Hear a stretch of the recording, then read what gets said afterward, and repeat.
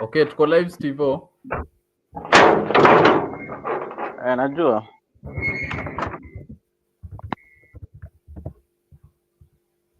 Yeah, Kelong. Namna How are you gani? my guy? Niaje? Niko fresh Uko kabisa. fiti? Karibu sana Kabisa. kwenye show. Asante sana. Hey, you're welcome. Welcome to the platform. And I don't know where we should start. Tuanze na nini? Tuanze na kenye imefanyika on the... We begin with what has happened here in the country and on Sunday. Unajua niseme aje like some few weeks prior tumekuwa na some niseme aje some anticipation for the so-called Nyanza Derby where we have Shabana FC. Naona nimevalia jersey. I don't know where he's born. Nimevalia jersey to hate on him. Yeah, so tumekuwa na Shabana versus Gor Mahia, and we both know the fans of both clubs are somehow hooligans, and we have seen that what was happening 10 years ago, Kelong, when I was a child, I would see football matches against big clubs happening, and there would be fights among the fans. And 10 years later, in my 20s, I am still seeing the same issue. So what is not happening along in our Kenyan football? Why can't we just have a civilized match where you go watch the game, may the best team wins, and then we continue, we can banter, we can, let's say, we can make fun of each other, but at the end of the day, we do football in a civilized way, because even these days in Europe, we rarely see the fights among the football fans, but the banter continues, and there is respect for the game. So issue ni gani Kelong? I think our football has been intertwined with politics, so and tribalism in a way. So yes, it's football. Yes, at the end of the day, that's what people are competing. But now, when it comes to local football, there's a lot of that is involved. Remember. Most of our teams are based on particular tribes, like Gor Mahia, we know Nyanza region. Shabana is a Kisii thing, which is not bad, by the way. But the problem is that football is a matter of, it's something that is solved in the field, right? It's you score or get or you score or get scored against, right? That's the way, and whoever scores the most goals. Finally. Hi guys. Karibu sana. Unajua wewe ndio MVP. Today you are the MVP. I'm always the MVP in this show. Bila mimi show ni daddy. Bila Arsenal. I took that. Nilichukua hiyo ndio show grow. Leo unaona moto leo wewe. Ni sawa. Ni wewe tulikuwa tunangoja. Kwanza hata you are lucky I'm not able. Steve ama Mzee Kelong. Mimi I'll face the fire. You are lucky I am unable to today leo Boni nika laptop yake imetuangusha kidogo. So, ni sawa tu host. Yes, I am unable to banter you. So today leo mimi ndio nimekuwa host. So by the way, Kelong is enough. Juu hakuna venye nitachukua from like 6 other people and I'm the only person here. Na wewe coaches umeficha wapi? I almost surprised you today with an Arsenal jersey. And then sasa nikaamua Shabana wins. Unajua that side nimedhani ni Arsenal umevaa. Karibu hata nifurahi kidogo. On Wednesday you buy.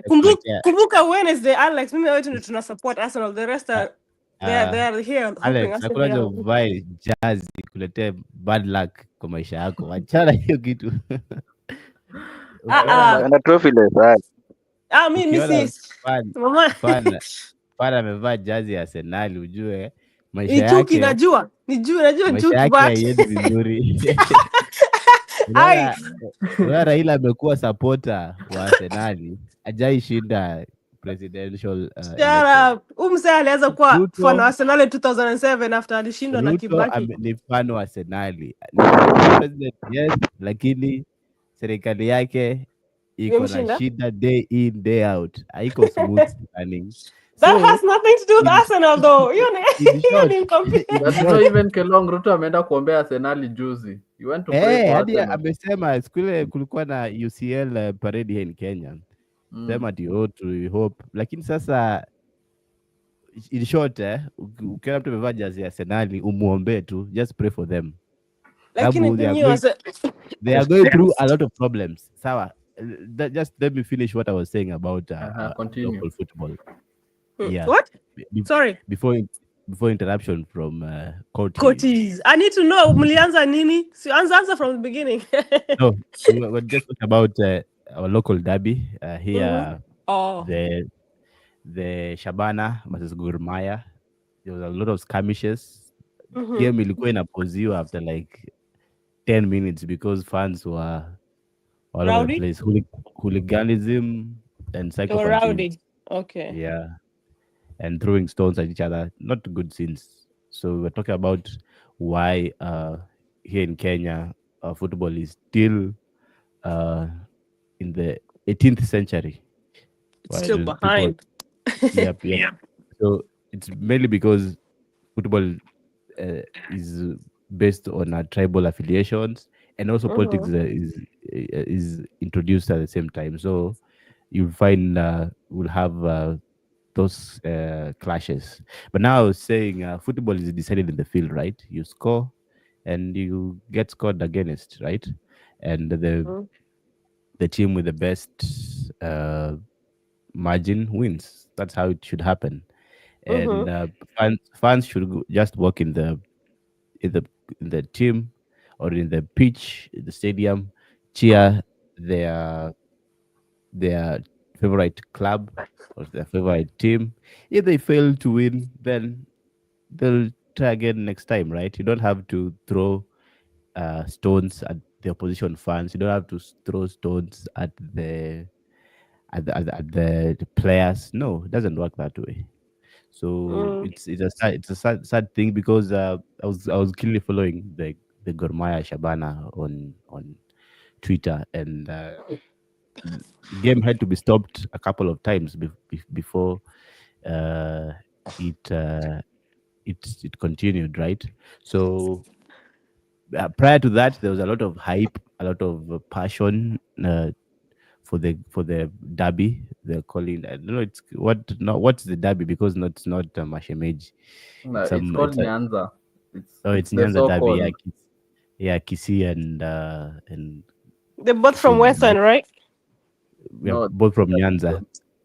Yeah. So isn't Nyanza in the West, Amo? The West is the West. Nyanza is in the West, but it's not Western. Western is another place. Wait, educate me. What? Since when? Yeah. Okay, like Western is a province, right? And Nyanza is in Western, right? No. So Nyanza iko na Kisii, iko na Luo, iko na Kuria. And then Western is full of Luyas. So Nyanza is on its own. Yeah, Western is on its own, yeah. So the passion, the hype leading up to the game was nice. Banter here and there, talking about closing the stadium. Will Gor Mahia be able to withstand the Gusii Stadium? That was nice. But now, when it came to the actual game, a lot of rowdiness. Somebody was shot, if I'm not wrong. Yeah, somebody died. Actually, Mr. Gor. Yeah, it's unfortunate, man. And wow, it's funny how we discussed this in the first few months of this show. Nakumbuka when, like, I think you guys asked me, and I told you guys the reason, like, why football aiendelee in Kenya is because of fans, the vandalism. Yeah. So how will a guy like me who loves football, who loves bantering, but calm? Where's enda juu naogopa utaenda aje stadium if that's the case, right? Yeah. So we just to call upon Kenyan fans to improve football management. Pia they detach politics from football, and let's build up this game. I thought that thing. Anyway, I can see because at Hadi online you can. It's like they've translated their online banter into reality. Yeah. Because you could read comments online. Wase wako na hasira unadhani hao wanapatanga quota show ya Hojland ama sijui ya Rasmus ama ya Sanchez. I'm like, bruh, you just here to see the entertainment. You don't determine how they play or their playbook. It's not you. At the end of the day, it's down to the management, the manager. Wewe tu kazi yako tu ni kuwatch na kuona like ulientertainiwa ama ulidisappointiwa. It should stop at that, honestly. Yeah, that's what should happen. Wait, Steve, washa nini mic yako and give us your 2 senses. Umenikaje bwana, umpebaje bwana, acha hizo. Steve, si mambo na kubebwa, amekuita tu uongee. Give us your 2 senses. You've been given the floor, si kubebwa. I don't think that's what he had in his mind. Kwanza nakungoja nikuroast kwanza, nakupokea kama. Wewe endelea. Hatujafika hapo wewe. Cheza na nini inaitwaje na tempo ya the host. Exactly. Go with the flow. Unataka kuruka. Kwanza leo Boni ameniangusha. Na si Boni ni gadget. Kama ana game yao huko. Kama ana game yake huko. Siatumia simu kujoin live basi. Kama laptop. But anyway, let's continue. We have to still do the show. So, Steve, give us your 2 senses about the Shabana versus Gor game. Sasa hiyo game hadi sikuona hiyo game sasa. You are not a patriot of Kenyan football, we mzee. No, Kenya. I'm not really Steve, me too not an excuse ya kutowatch hizo games. You sina streaming apps hapa. Wewe kuna excuse gani? Mimi sionangi hizo game. Hadi sifuatiliangi. Unajua tu kuna games naanga tu kwa TV zinakuja naona. Hadi sizijuangi. I think that's the same way you do with Premier League, nikidhani. Premier League siwezi kosa. Hiyo ni lazima. Yeah. Kenya football bana, corruption bana. After him. Yeah, after him. Huyu ana nini? Ana knowledge ya Kenyan football. No, it's just acha maliza and then nitaongea. Miss Sfuatiliangi ni corruption. Mimi sfuatiliangi football, Kenya football alai. Kenyan football. Mi interest yake hadi walai corruption iko juu hadi manze huko shida tu, ground iko mbaya hadi Kenya ukisfuatiliangi serious. Premier League walai, Premier League ndio tu za nje, lakini Kenya mi siko interested sana hivyo. Na muona lakini muona tu. Sasa ninafuatilianga sana hivyo. Yeah, so I think you should say the same thing about Premier League. You should. I think I was saying mimi Sagittarius saki sijui kudanganya. I think Kenya nafuatilia lakini interest the level of okay, Steve, I have a question. Kenya fuatiliangi, do you follow the other games? Games za Kenya kama hizi sports zingine ama?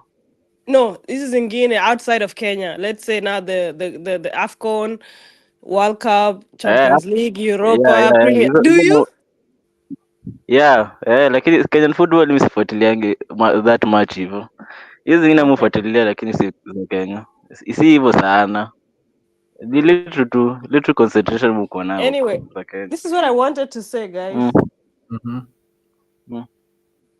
I feel like currently in the football world, I'm talking about currently, see like way back, sisi tukiwa watoto, like when we were like 10, 11, 12, tukifika po 15, because at the time we had big brothers and big sisters and big uncles who support these teams, to inspire to support teams walikuwa na support, you get? I feel like currently there are 2 types of fans in the game. There is the newer generations, the Gen Zs and the younger millennials and the alphas. And then there's the older generation. So like in the game, there's normally like 2 different opinions. Whereby like I feel like the current generation, they are driven. Like the reason why they're supporting particular team, a specific team currently, ni kulingana na stats and the number of trophies a certain team has won. This is the truth that they don't want to sit with, right? Like, I'll take Kubali, and we can say this in that 70% of Man City's of Man City fans, they are immigrants from other teams. You get like walihama kutoka either Man U, Chelsea ama Arsenal. Mostly these top three teams wase wenye wako kwa hii Man City ni wenye walihama But kutoka. mostly Arsenal, sabu. Mbona mnaekanga hivyo? Mbona mnafanyanga hivyo? Mbona mnaekanga hiyo kitu hivyo? But wait, before we are not even done with the Huh? Kenyan with sports here in Kenya. Wacheni bwana. Wacheni So jamani. first of all, Steve, Just to I think you should join the train because I think Yeah. Kelong, you can attest to this. From the past, let's say like for the past like 6-7 months, all of a sudden Kenyans have started caring about our football. Niseme our football. It's like it's reviving itself to the old days. Remember Kelong back in slowly the but days, surely. tulikuwanga na mashemeji derby. It was a very very big thing. So Yeah. I get that even today because even when I see online and I see kwa ground on weekends ukipata kuna game Dandora, you see many people on town with jerseys. People are going to watch the game. So I feel like slowly our game is trying to revive itself, but we have some small issues. So my question to you guys is, do you think the mainstream media is playing any role in trying to amplify our football? I guess I think internet. I would say internet. Let me answer Alex. The mainstream media really doesn't really give a damn about our football or about our local sports, right? Or sports in particular. But what we are seeing is that on the online spaces, we are now getting that hype games like Mashemeji Derby, the Derby here and there. Shabana has been very good in that. The Twitter admin was always on spot with banter here and there, commenting on live updates. So, what is lacking is from the federation itself how to market these games because they should market it in a way that it also appeals to guys like Steve-O who are saying that they don't really care about local football. Like if you see the South Africans league, right? It's well marketed. You see it in DSTV Super Sport. The replays, the fans, the kuchambua how it went. So I think that is what is lacking a good marketing for the game so that it attracts more viewers. And also now the issue that we have just mentioned about hooliganism and a lot of distraction and fighting, rowdy fans. That is what that. Of course, should be rowdy, of course, but not. They just should shout banter, but just like that. They should not act it out, right? So that is what is limiting Kenyan football. If we correct that and market it well, then we can able to attract more viewers and appeal to more people to entertain themselves. Because at the end of the day, it's entertainment, as Scotty has mentioned. You always want to be entertained. So if our local people can do that, then it will be good for them. Okay, so do you have anything to say? Huh? Do you have anything to say about what Kelong said? No, I agree. Because I feel like we've already discussed this a few months ago, whereby like, because I remember Bonnie asking me like, anyway, ase mi niko na homa ndio maana nasara pa kama generator. Mnisamehe kidogo. Okay. Okay. So this is something I feel like it's just that the reason we are here again today is because it's a reoccurring event, or like, kitu nafanya kila saa, and it needs to be addressed. It needs to be taken into consideration.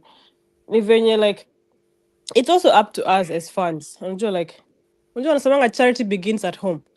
We know we cannot control all the fans, but ukianza na mtu like I'm pretty sure like in each family ama in each gathering, hata mkiwa watu 6, out of those 6 people kuna tu msumbuaji hapo, kuna mtu kichwa ngumu.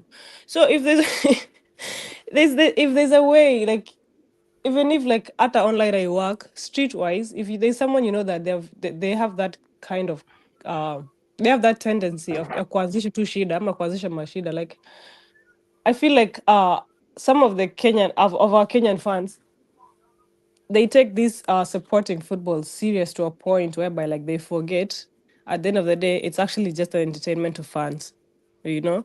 Like it's not like it doesn't even help us. The only way it can help us ni tu ni kukufurahisha for like 90 minutes. After you like you'll be high on the easy discussions, the after match analysis and all that. 24 hours in, another match is coming up, we just saw the previous match. So after like, people need to understand that like there's a difference between supporting a team and actually like taking these drastic measures that they do, whereby like you're harming yourself. At the end of the day, si tisaka atajua ulivunja stadium yako kwenu, hata haijua, like. And I feel like people need to understand that to distinguish between supporting a team and loving it, and they should not equate it to like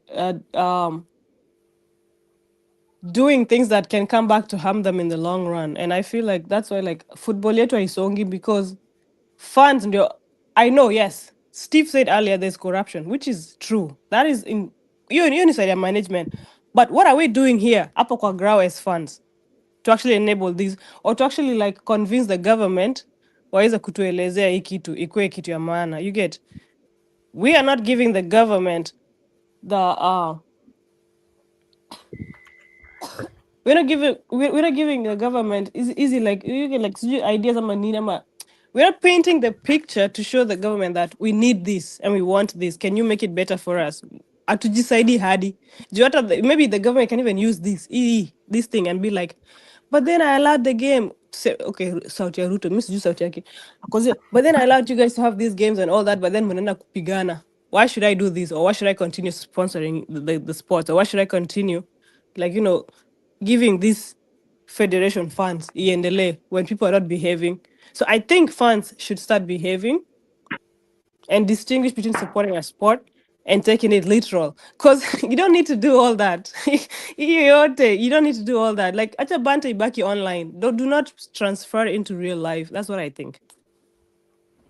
Okay, kwanza nakumbuka hii AFCON qualifiers ilipita ya Gabon na Kenya, kulikuwa na watu walivunja mlango wakaingia wote, yani kuna toka na tickets na bado waliingia. Nikashangaa sasa bado wanaingiza mabazi zingine animals zingine weird huko, niona zile zilitwanga aje, sijui hiyo birds kubwa za takataka hizo zinakwanga huko, bado ziliingia huko bwana, ziliingia aje na security iko huko. Sasa shanga hadi mbona ufikirie kuingiza vitu kama hizo huko kwa game? Sasa ni nini huko? Watu walivunja mlango akaingia bana, wengi walivunja hadi mlango yenyewe. So imagine how the likes of Aubameyang, international players. Imagine na unawaibisha. Say how is my safety guaranteed here, right? And there are people who are used to international standards. Like, what is my safety? Should I come here again, right? So convincing international players even to come play a match in Kenya is going to be a problem. But also, we have to give credit where it's due. I was seeing innovation of the stadium that we have here, Kasarani. There's a good job happening at the moment.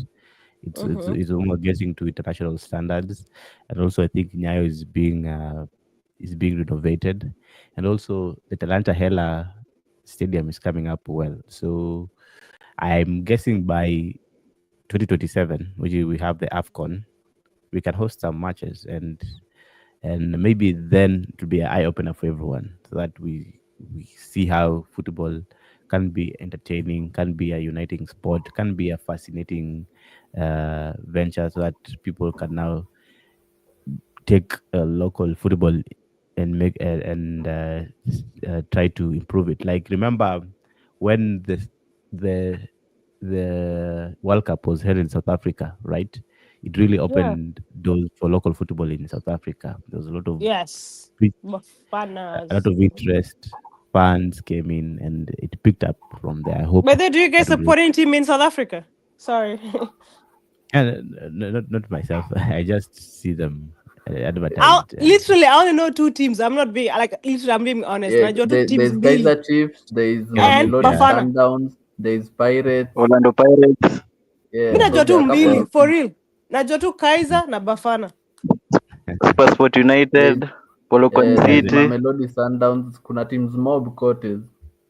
Uh, Uh, again. but But so by the way, in terms of development, South Africa is way ahead than Kenya. Lakini kwa futa wako tu group moja. For Wako real. civilized kutushinda. Huh? though I don't think Yes, coaches hapa Kenya there is any teams that are competent enough to beat South Africa in the CAF Champions League, because here in Kenya our teams don't reach that far. Tunatolewanga tu hapa karibu karibu. We don't reach that far to compete with those teams. You And end up mind being you, either. those teams. Mm. Those Huh? teams coaches you find like maybe during preseason and so on, when clubs like, let's say you find Liverpool or Chelsea, Man U or anything, when they visit South Africa, they get to play against the South African team, so they get a bit more experience playing against those sides. Huku we still have a long way to go. So my question to you guys are this weekend, Kelong, Steve, and Akotes, we have Mashemeji Derby. Can we expect anything different, or we are going to see the same old things that we see? Yep. But before Mashimaji Derby, just a question on that. Is it going to happen? Because I'm seeing conversations that Yeah, I was gonna ask that. After all this that happened, do you think they will make it happen? They will let them play. and also the Nyayo Stadium, I think, is being renovated. So I'm guessing it might get postponed again. That's what my guess is. I don't think it will happen I think it should this be week. just so that like the air can cool down first. But if they don't, I guess. Mhm. But yeah, Sleep. Mashinoni is a huge thing. Should be played. So many FC Leopards na Gor, sindio? Yeah, It's Leopards supposed goal. to be this weekend, and Yep. for me, I don't think it will be postponed. Maybe it can be moved to maybe played in Machakos Stadium. Oh, Machakos. Oh, yeah, Oh, a maybe there. different stadium. Okay. Yes, Okay, yeah. because even the first game Gor versus Shabana was played in Machakos. Asa Mutuku akiamua kufunga watu miguu. Anyway, tusonge. Hii ilikuwa joke. So, can we expect anything different from what we saw this weekend? We are just going to see the same old things. We hope we see something different, right? Same. I hope like people are able to learn from their mistakes and be like and own up. Yeah. Yeah, but now being taken to Machakos, it's gonna be easy because there's a lot of fans. A lot of there. people, yeah. So So- Vita might not happen because maybe it will just be local fans. Because then I mean, people will because travel. Goosey Stadium was the local supporters of Shabana, and now Nyanza is just a stone throw away. They flocked into the match, right? So that's why we had issues, but it shouldn't be that way. No. Yeah. So anyway, we had to touch a bit on some Kenyan football, and I'm happy when I see that like in the past like 3, 4, 5 years, Gor would be playing against FC in let's say the Dandora Stadium, and nobody even knowed. Yeah. Like that today when I see Gor is playing against Shabana and I see it even in the news headlines, I say Yeah. some growth in football. Progress. And Progress. Yeah. maybe if we Coverage, have yeah. maybe if we have more teams, let's say football based on regionalism, like let's say from many regions there are football teams and they have the fans, and the fans travel, maybe our football will be amplified. You know what But I look anyway, forward to? A derby between Nairobi and Mombasa. but Nairobi, there are different teams. There is Kibra United in the coast. There is Bandari. So like FC. we cannot really establish one team, let's say, based in Nairobi. Nairobi, there are many teams. It's a Yeah, I metropolitan, so hata hadi cost inaweza kuwa na many teams, but I'm just Yeah. thinking like kukuwe na hiyo regional competition the way like venye Nyanza imekazia unaona like I mean sorry not Nyanza like but the West, let's just say the West in general, like unaona venye Nyanza and the other teams venye how they play. I don't know if they do have their derbies in the West, but I still think maybe they should have derbies between these two. Unaona venye kuna kwanga na West London versus North London, you know, West Ham. Hata kama West Ham is like considered like team dogo, au weka show saa zingine. So like it's also another way of promoting football if they can start having regional competitions. You know, like wanze kusema okay, we're competing for a cup for the West or for the East or for the two cities, tuone ni city gani iko in charge of this country. Vitu ka easy like, but I don't know, it will take time, but I do know that eventually maybe we'll be 50 years sisi hapo wenye tuko kwa hii show senye wameanza kuleta hizi vitu. Okay, sasa coaches, let's now dive to some To football coaches. outside Africa. Badilisha tuanze sema coaches, no I told you. rephrase. Let's divert to attacking coaches because this is what you guys are about to do. I told you today Boni amenikosea. Leo Boni amenikosea. I wanted to Napenda hivyo. today ilikuwa violence 'Cause that's my strictly God. on you. That's my God working. Hiyo ni It's Mungu supposed wangu to be anaona. violence strictly. Ilikuwa Chelsea fans tushambulie the studio, we attack you. Hiyo ni Mungu, Sisi hata mzalendo anawork. hayuko siku hizi. Hiyo ni kazi ya Mzalendo Mungu. hayuko wa kusaidia. Hiyo ni These kazi ya days Mzalendo Mungu. is nowhere to be seen. Hakuji show akusaidie. So these days kote zilikuwa tu I feel like you Mzalendo stayed alone. anangoja kushinda nini, anangoja kuona venye UCL itaenda ndio aweze kuongea. Na hiyo I feel like that's not being a fan, man. Like usikue kama mafans wa Man City. Wenye wana Sasa mimi naingilia wapi hapa bwana? wengine Steve, the other two understand why I'm saying that. Wewe kama uelewi, then you actually are a Man City fan. But anyway, coaches, let me ask you, what went wrong on Saturday? What went wrong on Saturday? Made history because for the first time low they beat confidence, low confidence. So history was made. No, see And mambo then na they low did a confidence. comeback. The last time Arsenal were beaten by a comeback was in 2023. So this I weekend know. imekuwa tu strictly records. What went wrong, coaches? And you guys went 1-0 up. I know, like I feel like Ato alifanya blunder in that, like, I feel like And they're put putting their so much. best field team. Remember that. And I then know. the No excuse. their No best excuses. team. Exactly. Hakuna Like excuses. they had their starting. Okay, supposedly they're starting 11 because they had their whole midfield. The midfield was complete. That's for sure. Party alikuwa. Yeah, midfield. No excuse.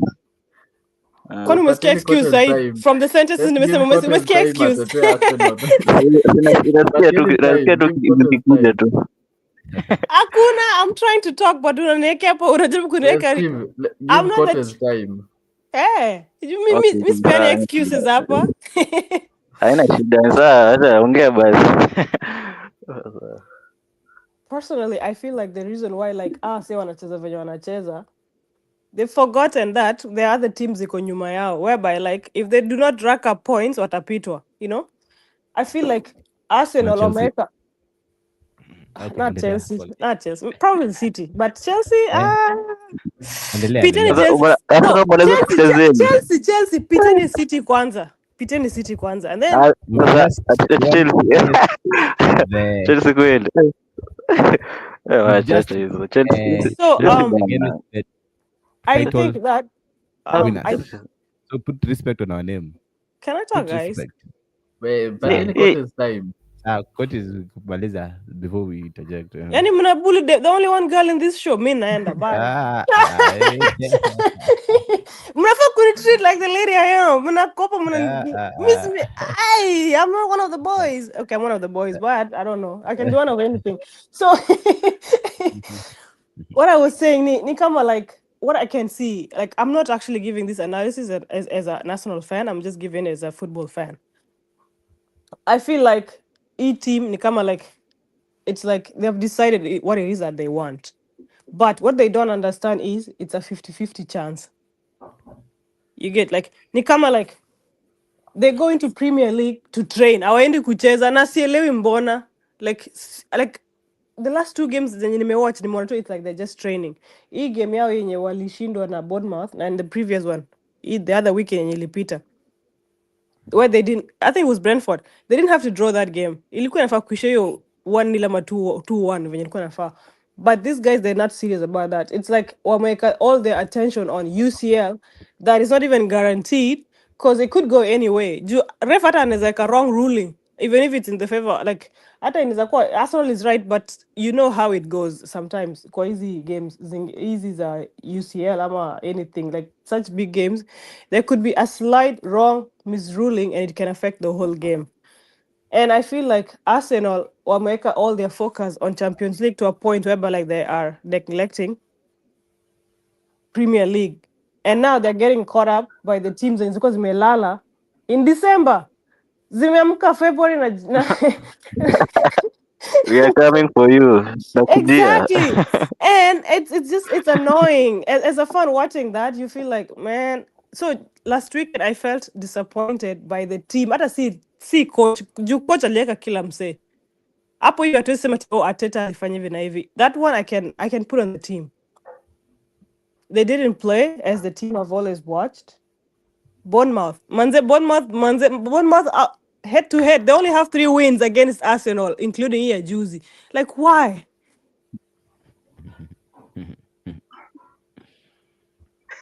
Okay, so Kelong nikuulize, is it safe to say Arsenal they thought they had guaranteed themselves let's say Second European spot. football, so they shifted all their focus to the Champions League, and That's what right I'm now thinking. the what can we say, right now reality is catching up with them, that Yes. imagine they can even fail to finish top 4 if they lose the next 3 games. The next 3 games, yes. That's a possibility. It's a possibility, yeah, but I don't think it will happen. But just to get an insight, to help to give you an insight of what Arsenal was trying to do. So you know they are fighting for the Champions League, right?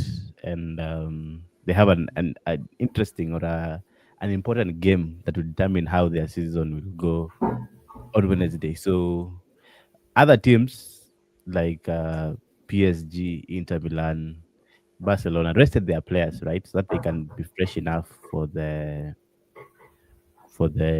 finals or for the semi-finals, right? But now the mighty Arsenal, led by the genius Arteta, decided to put his best team so that they can be motivated to they can be motivated to mount a comeback on Wednesday. But now that team, which is supposedly his best team, lost to Bournemouth. So what will it do to their psyche? Will it motivate them or demotivate them? So I think on Arteta's side, he could just be easy because he's already secured the top 5. To be honest, could just let the Raheem Sterlings, I don't know, the Nwaneri. Ethan, just say Ethan if you can say Nwaneri. Yeah. Mwafrika nawezi sema jina kiafrika. to start the game and let the other boys relax, chill, come on after 60 minutes, get in some fitness and be ready for the Champions League, right? But I don't know what tapped into his mind. And interestingly, Arsenal conceded 2 set piece goals. The set piece merchants walipatikana. So yeah, they used their own strength against them. Yeah, like I'm not sure if Arsenal will mount a comeback because now PSG lost actually to Strasbourg. Okay, Kelong. Let me add something. Before you ask, let me finish. I was saying that. No, I'm adding. I'm not asking. Okay. Add. You are allowed. Please proceed. Like, so, like I understand that they lost over the weekend, but if you've been watching football for a long time, Yep. you will see that it's a tendency I've seen with Arsenal. Okay, Arsenal, when they're playing and they have like and the opponents score first, you feel like ni kama umechunwa and you need to revenge and you need to like unataka kuchuna mse back. So like they tend to have that tendency whereby like they it's not a lot of games whereby Arsenal may concede goal ya kwanza that they end up losing. Actually, it's not a lot. It's always end up like either they win or it's a draw. For some weird reason, this team, team yangu, it's motivated by the fact that another team has scored fast. Ama wamepigwa. What I do know though from watching this game, from watching Arsenal for so long, I know that they will. What I know, like from a POV of a fan of a team or a team that I've supported for long, I feel like they will take this Bournemouth loss. Now your loss, yeah, PSG. What I can like too. I'm with mini, but I know that. But even if they end up losing, maybe what I lose because to do with the ruling. It's not because that you are or anything, but I do know that they always take like when Jenga opponents were scored, they were amke. I don't even get that. Like why? Why can't you just like? So I do know that like yes, the last two games. Tuesday tunangojea remontada. There's a remontada that I know for sure. There's a remontada incoming. Okay, so here's my thought process before you interjected. I was saying that PSG lost, but they lost because they said their reserves, right? Not their first team. So the best players will now be energetic, and they just need to score a goal against you guys. There's no way you can score. True. Yes, that's true. But anyway, in that context, is Dembele gonna play? I'm not sure. He has an injury, so he's not going to play. I'm not sure. But mtu kama Saka ukasirishwa na vitu kama hizi, so mjue even if he lose, this guy atascore. No. Arsenal is not like a high-scoring club team like. Oh no. It is a high-scoring club. Don't say that. Arsenal will pick out to 5, 4, 7, 6, 1. I mean 4. Kwani nyinyi Barcelona? You're not Barcelona, please. You know what? After you discussion, tawatumia scoreline ya Arsenal. Tuendelee. So you're not Barcelona, so give us a break. Barcelona is what we know. If you score against them 3, they will score the 3 and add you more. That's a team that attacks. No, you can't say that about Arsenal because Arsenal hasn't been competing consistently like the way Barcelona has, you know. But you can see even in the PL when you Arsenal wakichapa watu. We're talking about current our chapangi was say 2-1, ama siju 1-0. It's a rare thing. But I don't think Cotes you're the team with the highest goal difference. Yeah. Huh? I don't think you're the team with the highest goal difference in the league. No, we are not, because for the fact that this season atukwana striker, that's for sure. That's true. But had we had a striker, a high-scoring team. This season we are not, for sure. Because we do not have a tap in match. What are you talking about? We're talking about this season, right? That's why. Okay, this season, even this season without a striker, I'm sure kuna teams tumechapa 5+ more, and Chelsea is one of them. So Chelsea and Man City wamesuffer 5+ or even 5 season. As it was last season. For Man City is the one which has suffered the season 5. Oh, see, ni one time peke yake, kuna nyingine. Ni one time peke. Tulishinda 2-1 pia. So now I was saying, si ni nyinyi peke ama ni timu gani nyingine? Patini Kelong chance. Give Kelong a chance. Let me finish about the mighty Arsenal and the genius Arteta. Oh my God, it's a sarcasm in your voice. F you, get off this line. Get off and go. Talker. So now I really don't know why he started his best team. And the best team lost, so it's actually demotivating them. That's not okay. Kelong, you need to understand. That's not his best team. Kelong, pause. You see, best team, okay? His current best team, right? Like, there's no change he can make it. He can make by Wednesday. Okay, right? yeah, okay, yeah, true. True, but you should say, true. His current best team, but I mentioned his best team. Yeah, I'm saying currently, right? Like, yes. As of 2 days ago. Yes. So now I was just judging his decision. and saying this was the best way to approach it. He could just leave his first team players to get a rest and maybe introduce them later in the game to get True. some fitness. Then now go for the Champions League semi-final. So for me, I think Arteta outcoached himself. He put a lot of mind into it to try to motivate the players to win that Bournemouth match, which is not necessary. It was not necessary for him to go for that match. Whether he lost it or won it, It didn't matter. it didn't matter. It doesn't matter. Now Yeah, it the game doesn't that at all. matters is on The PSG. on Wednesday. Okay, I Okay, agree. so a question to you, Steve. Do you think Martin Odegaard should be dropped?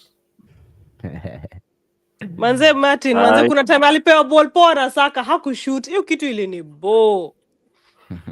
I think ako sawa tu, yeye ana shida. Anacheza yeye ucheza tu game yake mzuri tu. Yeye ana shida. Ako tu sawa. Lakini Yuko vile tu sawa. siku hizi Please don't do that. ako sawa, you control game vizuri ukiona, Yuko lakini sawa. You just want him in there and you're endelea kumess. But anyway, he can be there. Let's hope. in terms of goals ndo sasa ndo toko mbaya tu. Sijui hizo injury zake ndo zimemweka tu chini. Lakini ako sawa, ana control game poa. Si baya. Ako tu sawa. He's underperforming as an Arsenal fan. From what I've known him, I mean, an underperform kwangu. But I understand. Okay, but if you compare him to, they both went through like injuries. Yeah, and Saka. Anyway, this is where you can say that as black people, we have better or stronger mentality compared. Compare. Hapana, lakini Odegaard ako sawa. Ako tu ni vile tu injuries tu. No, Zimeweka but tu Steve, chini. you need to understand that, like for real, like Steve. Us as black people, the mentality we have, it cannot be compared. Me, now, I've lived with all people in this life. I'm in America, the most diverse country in the world. Mentality tuko nayo, wazungu hawana. I'm telling you. Okay,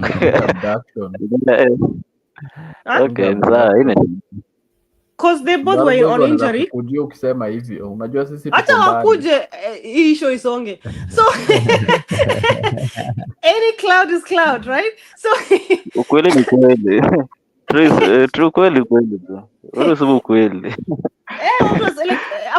it's not even a cloud, but I'm just saying like it's the truth though. Like mentality, like watu hawajajengwa venye sisi tumejengwa, like it mentally, like it's like it's been over what, according to Americans, it's been 400 years, okay, of black people being sidelined and all that. So you've had to be 10 times stronger than your typical other person ndio uweze kufit into the narrative. Ama ndio uweze, because honestly Saka angekuwa a white boy, unadhani hata foreign ningekuwa na shine sahi?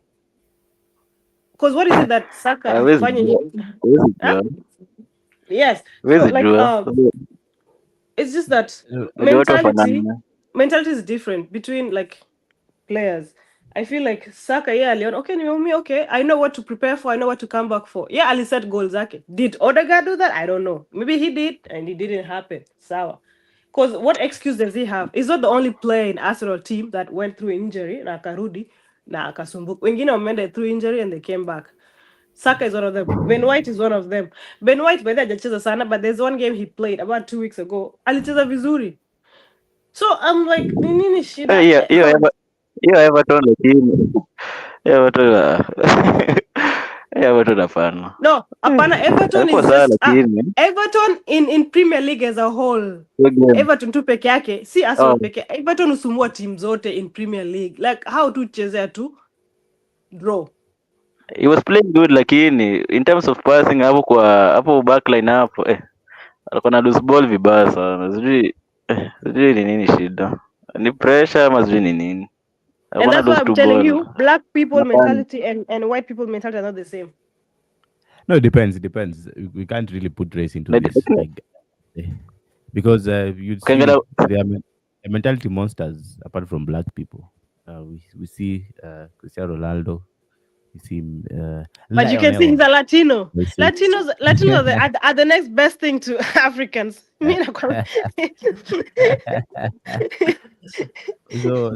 he's not white. Understand? He's not white.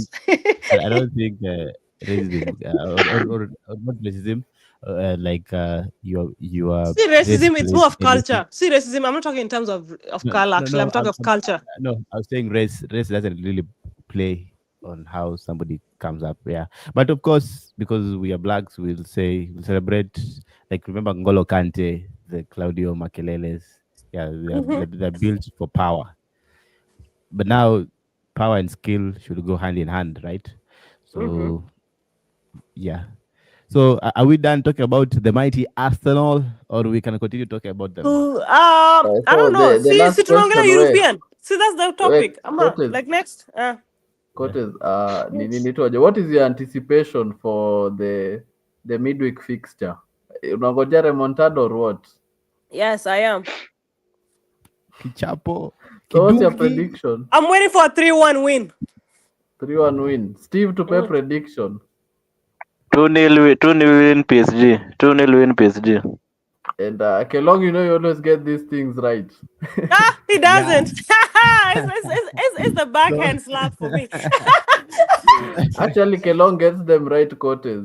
There's a He time he doesn't. predicted, was it in TV47 of Wait, Barcelona did he coming get back the and they were 6-1? 2-0 down against Celta. Did he get the 6-1? I'm at a 6-0. 6-1. No. Hiyo tulaumu The Real shetani Madrid ama is where tulaumu shetani.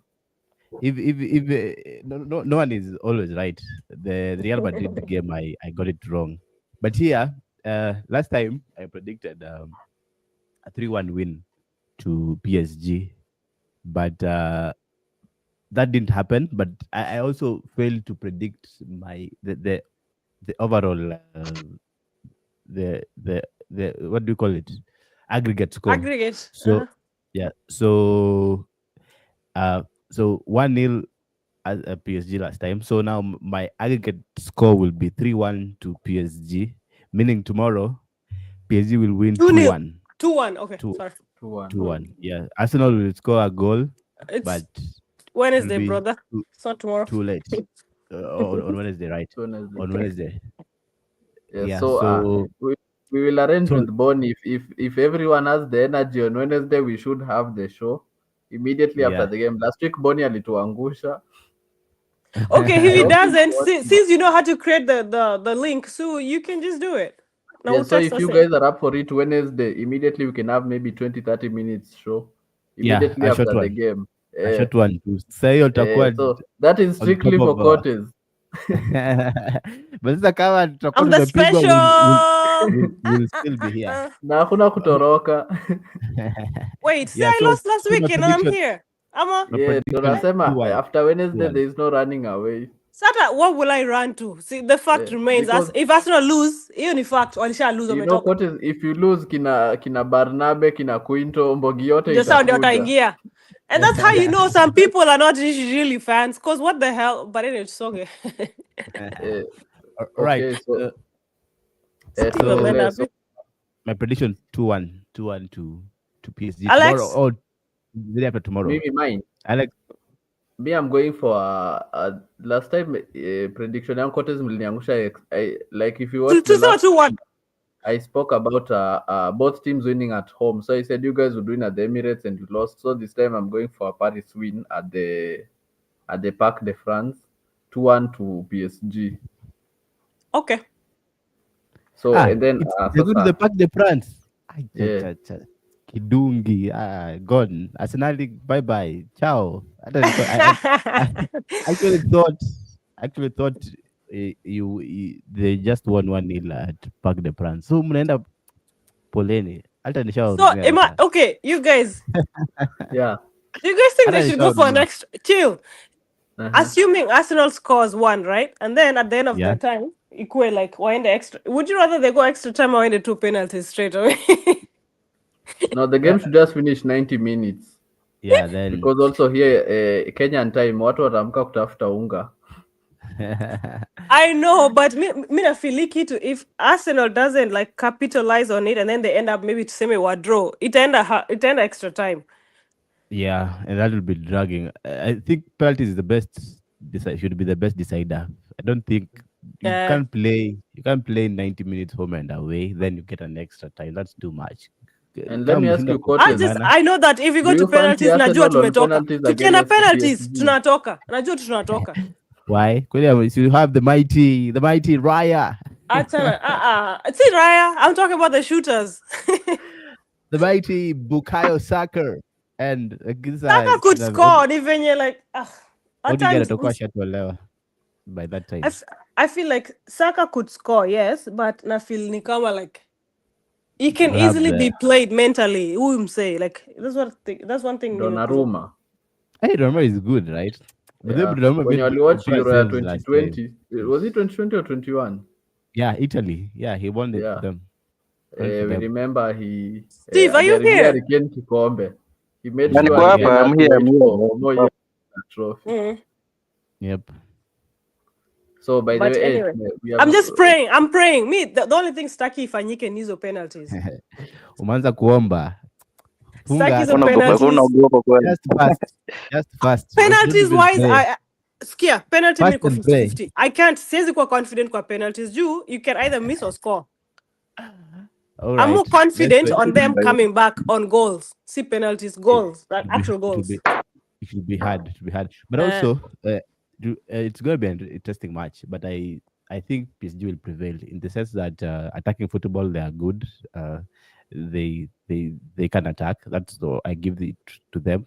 They are sloppy on the defense, but now Donnarumma is a beast, right? We saw the saves he made against Liverpool, and also Arsenal were almost scoring good goals, right? Who was this guy? Martinelli, but he made impressive saves. So for me, it's going to be an interesting match. And now Arsenal are going for it, and now the technically best team is there, the Thomas Partey.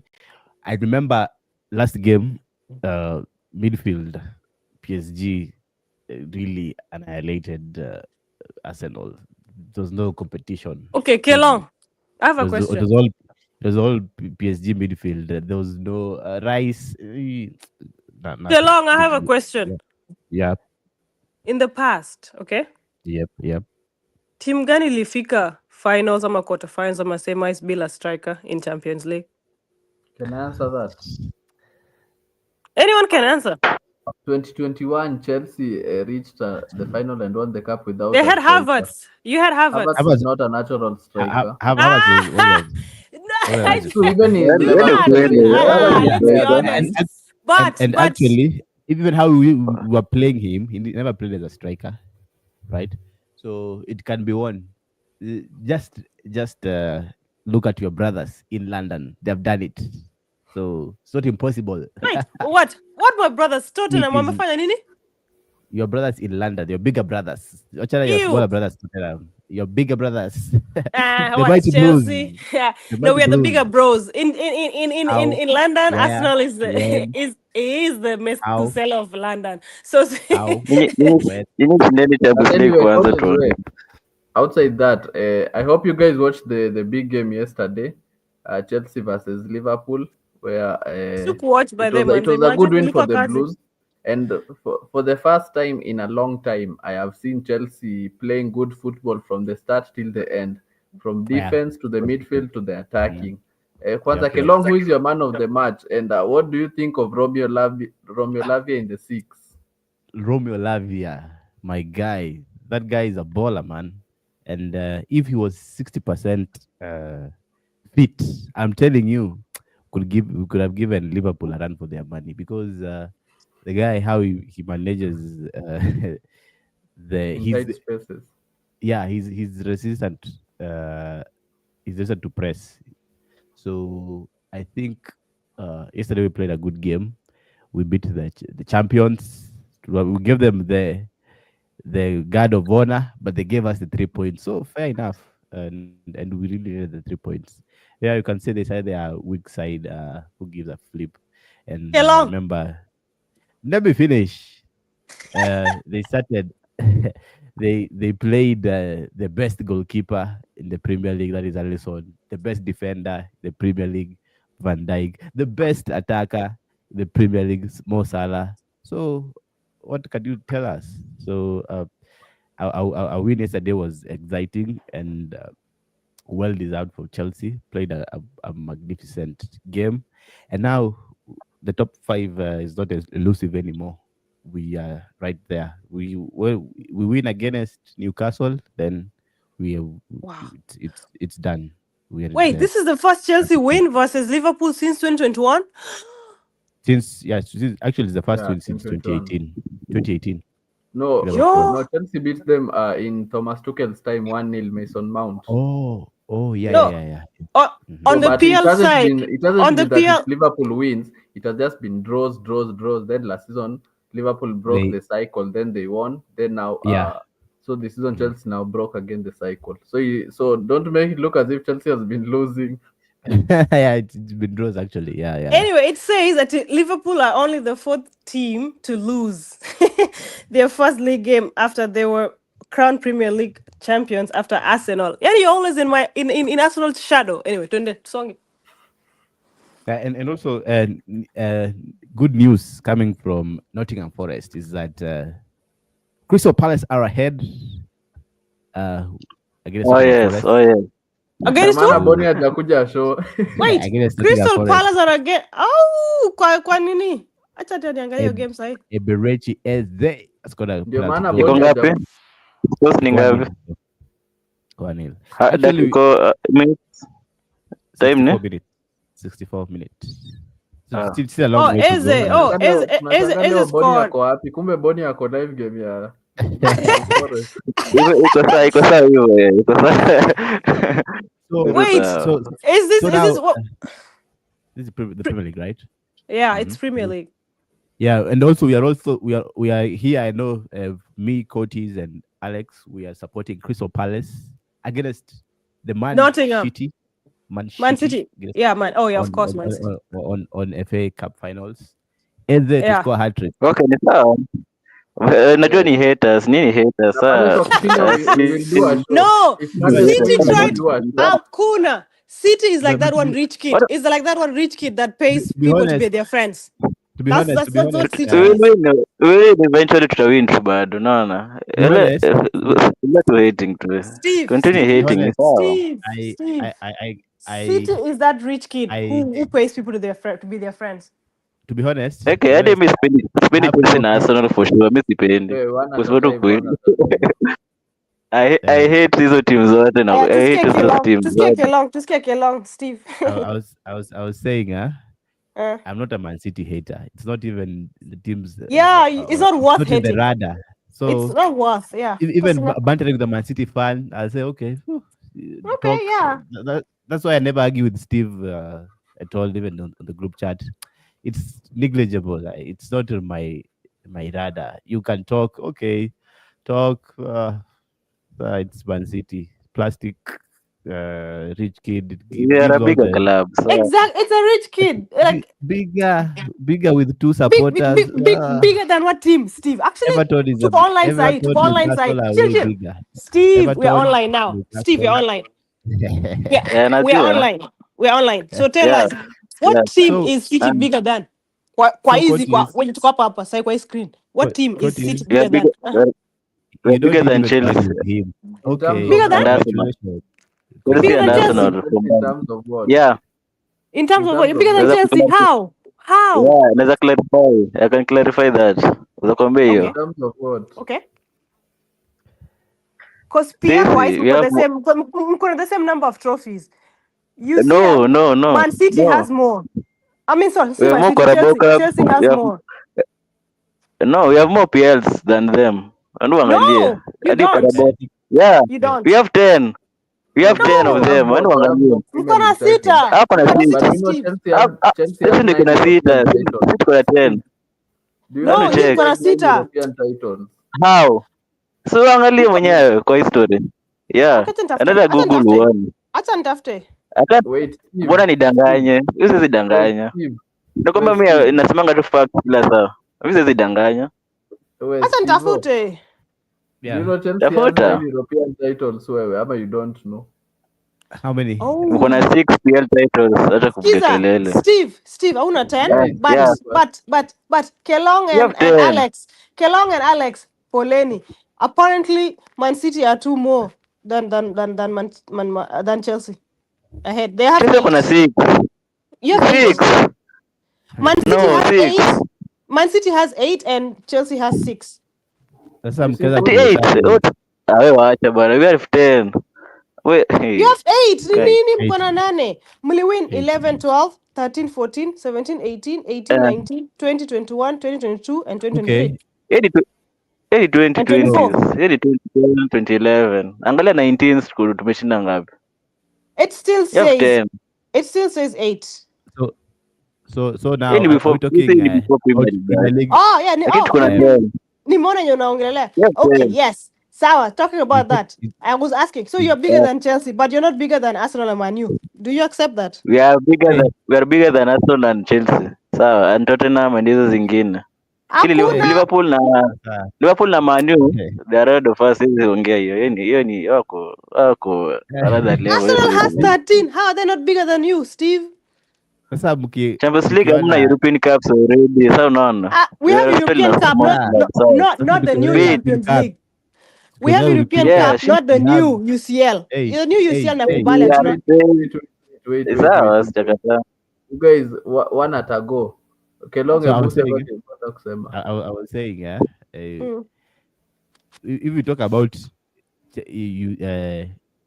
European Cups, right? Man City just won they're like inductees to the club, right? Hey, They've in been that there. case, they have the balls to start bragging. Yeah, we have two of them. That's the Champions League. We have won the Europa. We have FIFA World Cup. Uh, so in terms of the European competitions, we are ahead of Man City. Man City Hadi is si tuko nayo FIFA Club World Cup. So we pia have si tuko nayo. Yeah, just we one. have one. As we have a Yeah, couple of penye mko others. na moja. I Penye think mko we na have two. moja. We Moja won. aje. One. Moja We've been aje. to the See, we've been Chelsea to has the won two So UEFA angalia Chelsea tu. won Champions it League. twice. What do you mean won? Chelsea won it twice. yeah. Which one So again and again? Huh? In Stivo, 2012 and 2021, bro. Ndio nilikuwa nasema Mko new school age mlilose football, they moja. don't know heritage. Yawa. You lost one. Hadi uangalie. Mlilose Which moja. one? Hadi uangalie. Which No, one? Chelsea has Yeah. two. Hata Which bro, acha one? Which nikwambie. one did we Go lose, and check. Steve? Which one did we lose? So hadi uangalie. Which Mbona one? Wale Hebu niambie nakudanganya? niangalie wewe No, you're ujui. not lying to yourself, Steve. I'm not even a Chelsea fan and nakwambia Chelsea have two UCL. Mbona uski? Sio research Chelsea na najua nakwambia. Mbona nidanganya? Sasa, Aya. okay. To argue the Man City fan is a waste of time. I wouldn't. I Yeah, won't. it's a waste of time. Tuendelee. I won't waste my time arguing with them. You're saying you're the best team. Okay, congratulations, good job. You plastic Okay, sawa. fans. Congratulations, you're doing a good job. All right. So let's talk about the biggest match tomorrow. I'm waiting for I'm a Barca fan as well. Tomorrow we have, I think it's the biggest. Oh, mimi ni Barca fan pia. So lakini sasa when it comes to Barcelona and Arsenal, yeah. Okay, it's actually the same for me. Barcelona and Chelsea. And But Chelsea, yeah. Chelsea, Barcelona, of course. Chelsea will. Yeah. Mimi nakuwa fan Real Madrid fan here bana. I don't like Ndio maana Barcelona. mlipigwa.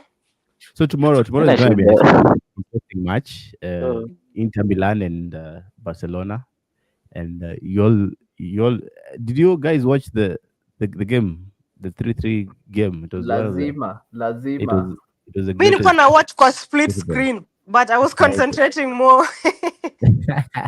it was one of the exciting matches, right? Barcelona Yeah. going down 2-0, then the boys, the Flick boys are dangerous, my guys. And I'm telling you, this season, I don't see any team that can really outscore them. Yes, you can score against them. The only problem comes, can you outscore Barcelona? Because they'll come at you after every second.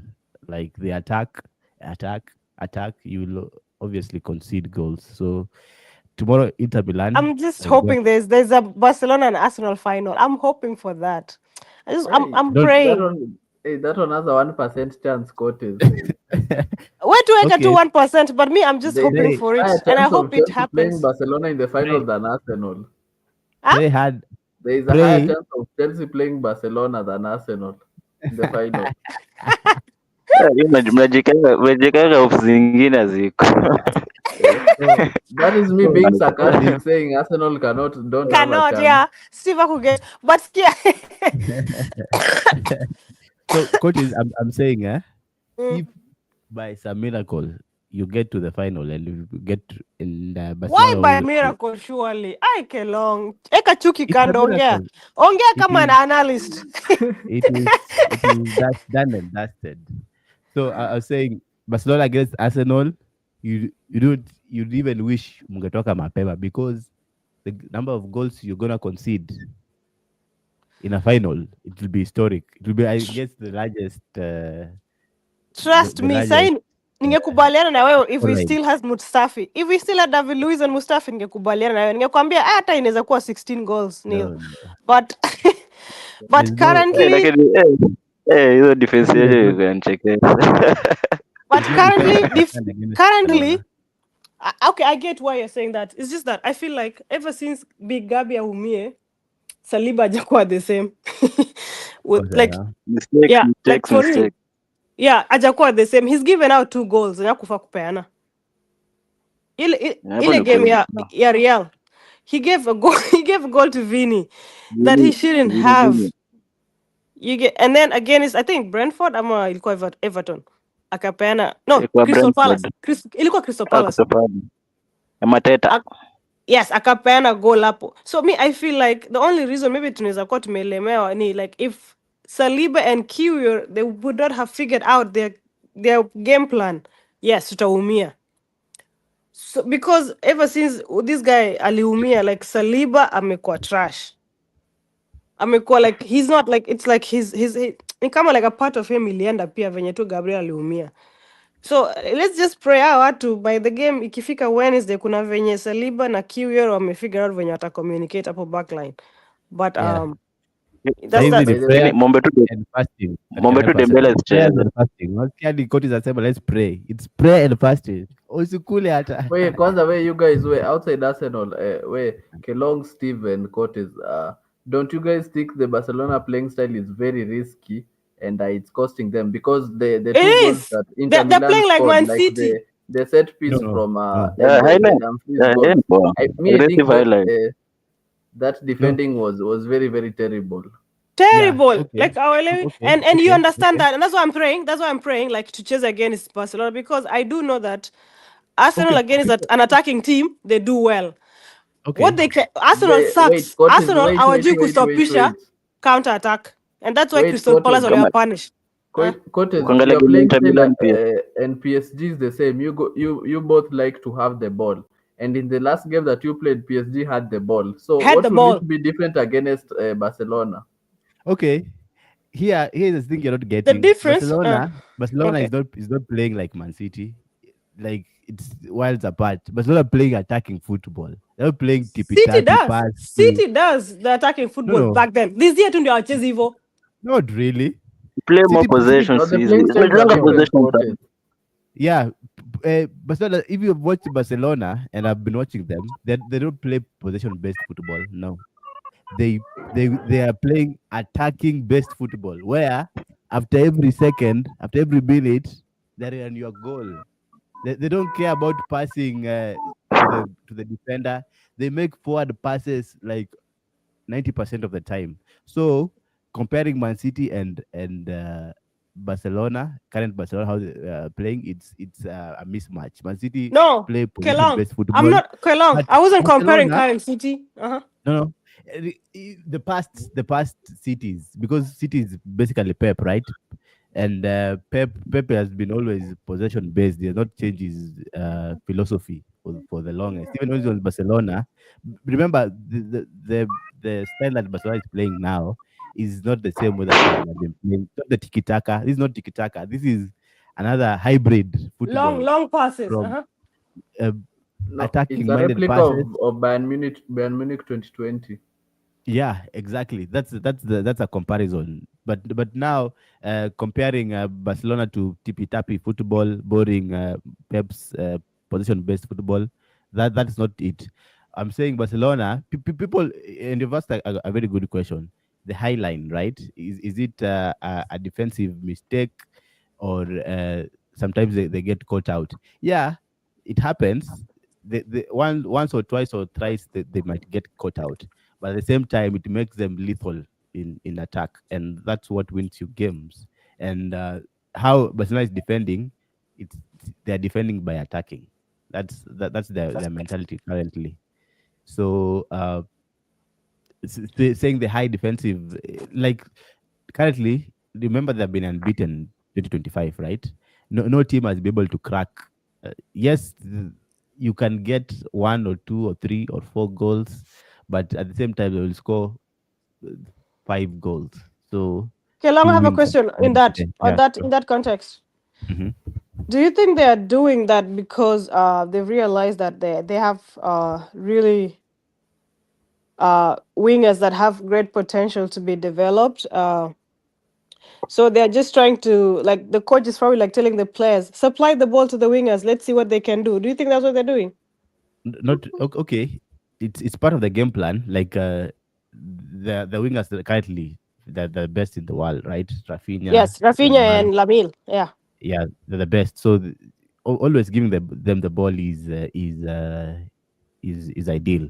But now they are not like 100% dependent on them. If you watch them, you see when they lose the ball, the first minute they lose the ball, they will press.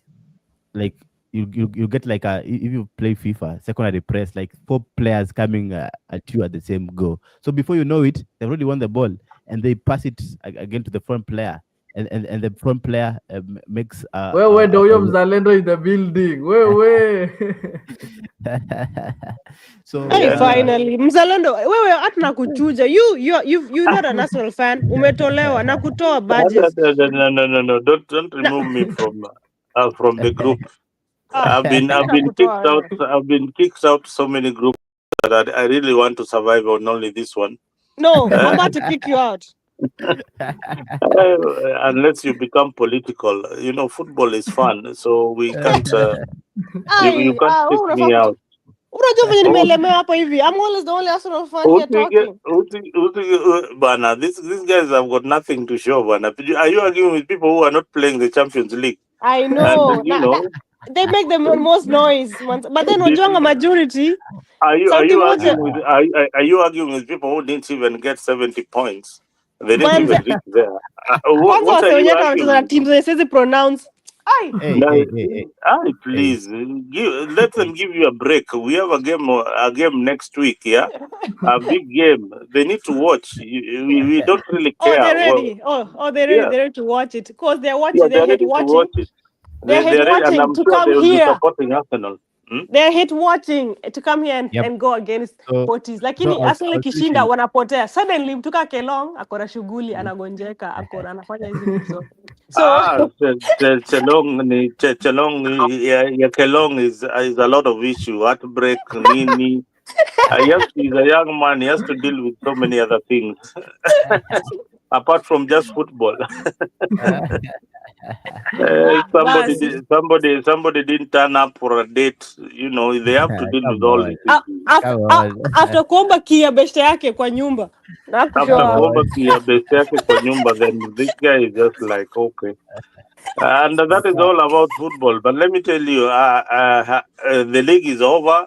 Liverpool has won the league. We don't really care that we've won the league. What we are now looking up to is Arsenal to beat PSG, which I think they can turn the game around. Let me tell you one thing about Kelong. Kelong, let me tell you one thing. If you've been on a winning streak, like a team like Arsenal, everybody is waiting for the time how they can win. You've lost to Bournemouth the other day. You've been beaten by PSG. So just a minute. Listen. Cortez. Wait a minute, guys. Don't. Wait a minute. Are you saying we have been beaten by which team? PSG 1-0. No. PSG. Okay, Sasa. Okay, Nsa. PSG 1-0, right? We won 2-0. We still won up. Next.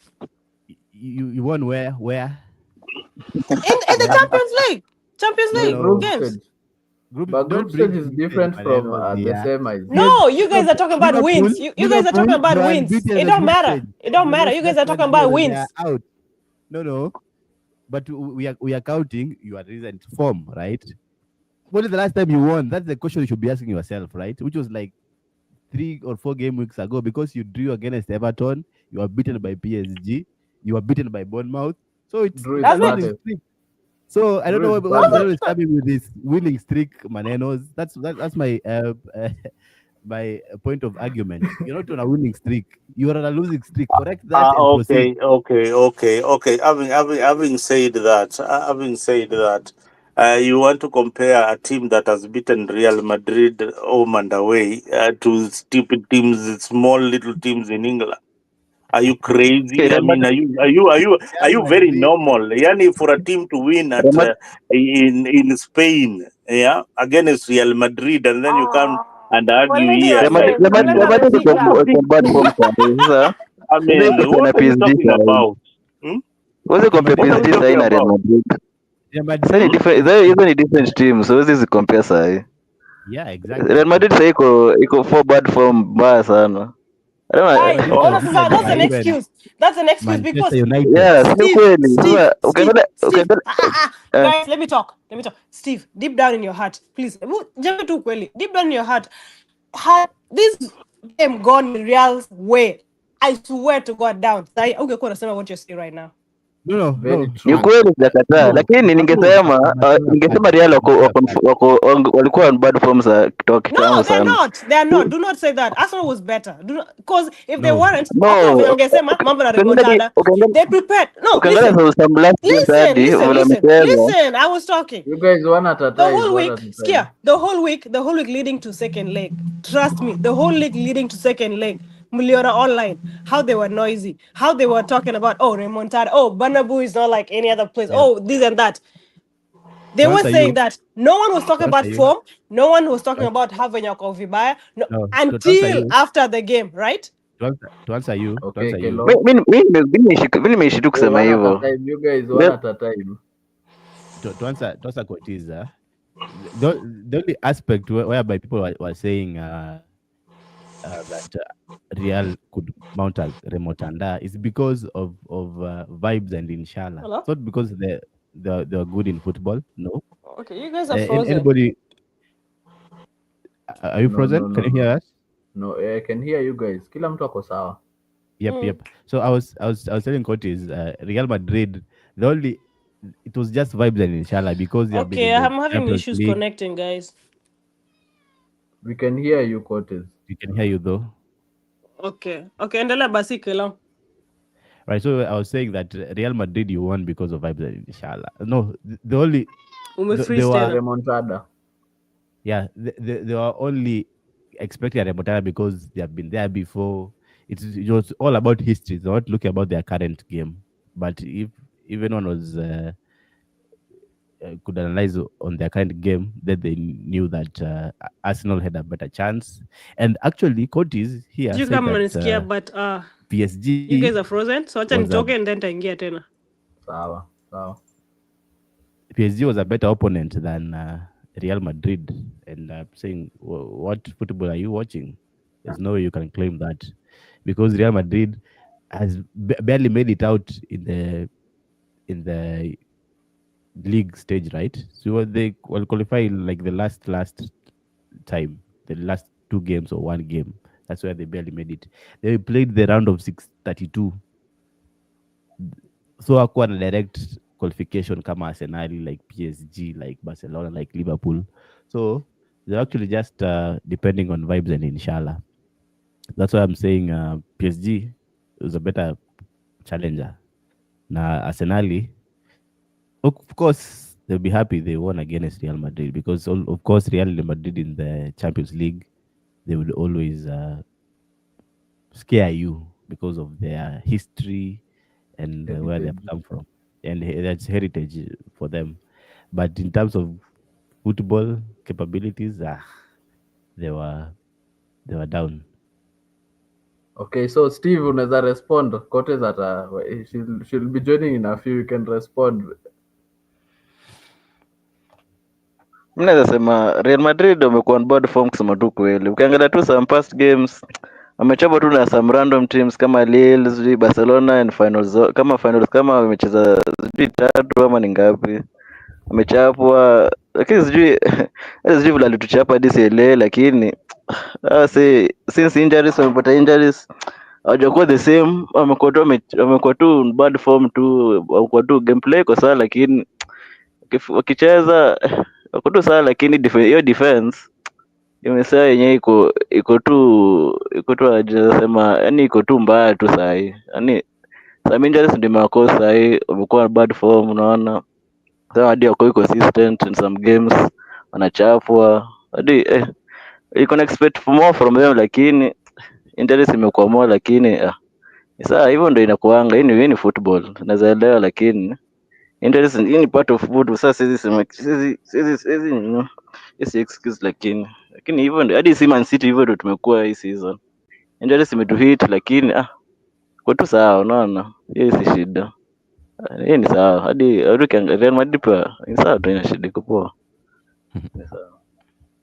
Okay, so I believe you guys we are coming to the end of tonight's show Dimba la Afrique. It's 11:47 East African time, and thank you guys wenye mmeshow up, and unajua kwanza hii mmeifanya impromptu. I came in prepared to destroy Cotes, lakini Boni amenifanyia ile kitu. Mzalendo pale muona ameingia. So I believe we will have another show after the Arsenal game to discuss more on football. But as we part, before you give your parting shot, what do you guys think of Trent joining Madrid? Tuanze na nani? Tuanze na Mzalendo. What do you think of Trent joining Madrid? I think you know when you are a soccer player and you are on top of your career, there are teams that you really want to join. You want to join a team that Cristiano Ronaldo played. You want to join a team that Zizou played. You want to join a team that Ronaldo played. You know, you want to join the big. Real is a big team. Real is not a small team. You want to be there. You want to be. You want to be in the history that at one point in your career you played Real Madrid. I said football is a curriculum. When you are at your peak, then you want to play the Champions League. That is why players swap to clubs that are going to play in the Champions League. Because one, you are at your peak, and the second, you are building a career, and thirdly, it is about the money. About the money that comes with it. So you look at the contract. If it is lucrative for you, then you say, okay, fine. You play in Real Madrid, you wind up your career in Saudi Arabia. That is what football is all about. And or somewhere in Dubai or somewhere in China. So that is how this game evolves. So if you see players moving from, I will not be surprised if Saka goes to Real Madrid. No, that's not a surprise. I will not be surprised if the top striker for Man City, that tall guy, I've forgotten his name, goes to Haaland. Haaland. I wouldn't be surprised if he joins Barcelona or he joins Real Madrid, because those are the top. You'll not find him joining Atletico Madrid or any other club. So you look at clubs that are on top of the league, and you look at the clubs that are likely to win the Champions League. Then you move either to Bundesliga, clubs which are on top, so that at least you can have one trophy that is missing, maybe the UEFA Champions League, and then you look up to the World Cup. So that is how football evolves. Yep. I think Mzalendo is spot on. Real Madrid is one team that when it knocks at your door, You have nothing. Yeah, he really leaves them hanging. Remember, regardless of which team you're playing, even in the EPL, remember Hazard at Chelsea. He was literally our legend, right? But Madrid came knocking. I just said, Chelsea, it's been nice knowing you, and he went. That's Real Madrid for you. Real Madrid will come for your players. Okay, and it's their philosophy. They come for the best players. They give them a lucrative deal, and they offer them the Real Madrid project, which is winning and winning time and time again. So uh, Trent joining Real Madrid, of course, it's a dagger to Liverpool fans because he was literally a Liverpool Vice boy. captain. Yeah, he started from the academy all the way to winning a trophy with them, the first Premier League in a long time, the Champions League, and also he won uh, that again. But now Real Madrid doesn't. When comes calling, you would not care about your home club team, not care about the fact that your team has taken you. You don't care about those things. It's Real Madrid. That's what they offer. They come calling. You is just say, "Where's the check? Let me sign." And that's how Trent joining Real Madrid is not a big deal. It's something Madrid does, even to the best players, even to homegrown players. Regardless, when they want you, you just take the call because it's on the pinnacle of football. You play for Real Madrid, you've played for the best team in the world. Okay, to you, Steve. Naweza sema it's a good move ni poa juu Trent akiwa Liverpool ashaachieve cups zote, ashashinda cups zote, Carabao, FA, Premier Leagues, Champions League hadi na pia Real Madrid iko na bigger fan base, so history iko sawa, bigger names zimecheza huko, saa anatoka kwa part of it, ni sawa za kataa, lakini no one anaweza kataa Real Madrid since it's a big club, iko na history mzuri, so anataka tu kuchezea huko ashinde cups. Huko Real Madrid unaweza sema tu ni trophies ni guaranteed tu huko, unaweza you can win trophies huko, history iko sawa, naweza sema tu hivyo, lakini yeah, ako tu sawa. I hope atacheza vizuri akiwa Real Madrid, so juu pressure huko Real Madrid iko so high, so yeah, I hope the best for him. Sawa, yeah, ako tu sawa, ina shida, iko poa. Okay, Cortez. Eh, umejoin after Yeah. rejoining. The question was, what do you think of Trent joining Real Madrid in the transfer window next season? What do you think of it? I think it's a good idea in the sense that as a footballer, and you feel like you've done what you need to do for your boyhood club, at times you sit down and you think and you're like, okay, I've done what I have to do. Can I go for more challenge, something different from what I'm used to? And I think he's doing this. I think it's a good idea for him to go experience a different league from what he's been used to for the last 20 years. So I'm in support of him leaving Liverpool to go to Real, honestly. And he will add something to Real Madrid. Apparently, as we were saying earlier before ni disconnect. Si mlikuwa mnasema Real sijui inapitia, it's in its worst form this year. That's the excuse as to why they lost to Arsenal, right? So and people like Rudiger, they're at the edge of like wako, they're on the fence, they're about to leave, you know? So so I think it would be a good addition to Real squad, and it's good as a footballer. Me hata mimi mwenyewe by then ningekuwa Arsenal. I love Arsenal with everything in me. Had I won everything at Arsenal, pia mimi ningetaka tu kwenda to experience something different. It doesn't matter if you have won or not. When Real Madrid calls, you just say, "Where's the check?" Because it's Real Madrid. Nah, they've been trying to get Saliba. They can't. No, So no. Not that they it de- can't. no, they They can in actually terms of money. They wanaweza can they can in terms of Saliba money, is an but average as a defender. player, if you feel like ukona incomplete, you have an income because people are different. Yes, No, you as an Arsenal hater, umeka hapo chini, so you're like, okay, what will Saliba do at Arsenal? Arsenal doesn't win trophies. That's your thought process. That's what I'm thinking. That's what I'm assuming. But no. Not really. but I'm thinking from a Real Madrid perspective. Real Madrid coming for winners. They're all coming for person who has not won any trophy. So no, I don't take last Saliba. actually last in the January window they wanted Saliba, but No, and there but have been speculations just here. speculation, rumors, just rumors. It makes Saliba feel nice, feel important, but not really.